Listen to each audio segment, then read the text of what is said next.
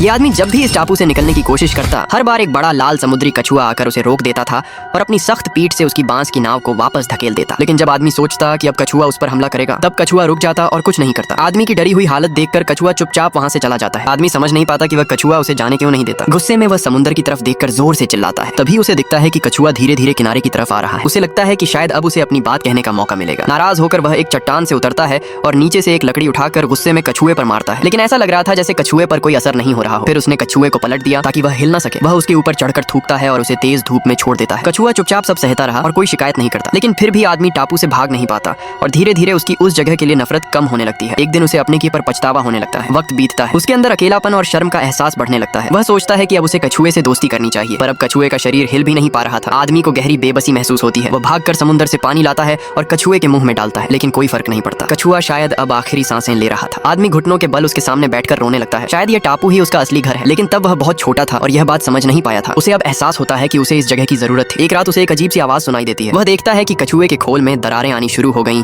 और अब उसे लगने लगा कि वह पूरी तरह अकेला हो गया है। लेकिन जब उसने फिर से कछुए की तरफ देखा तो हैरान रह गया। आदमी अपनी आंखों पर यकीन नहीं कर पाया। उसने धीरे धीरे अपने हाथ बढ़ाए और उसे छूने की कोशिश की। कछुए के सख्त खोल के नीचे एक खूबसूरत औरत थी। उसने जब ध्यान से सुना तो उसे उसकी दिल की धड़कन अब भी चल रही थी। फिर वह जल्दी से बांस की ट्यूब उठाकर बार बार पानी भरने लगता है। लेकिन वह औरत कुछ नहीं बोलती और ना ही हिलती है। मगर सूरज की तेज रोशनी में भी वह सोई हुई थी। आदमी डर जाता है कि कहीं उसे धूप से तकलीफ ना हो। वह दौड़कर बांस की झाड़ियों से कुछ शाखाएं तोड़ता है और उसके लिए छांव बना देता है। उसका चेहरा थका हुआ था और आदमी के दिल में कई अनकही भावनाएं उठने लगी। उस दिन के बाद उसने कभी बांस की नाव नहीं बनाई। अब वह हमेशा उसके साथ रहने लगा।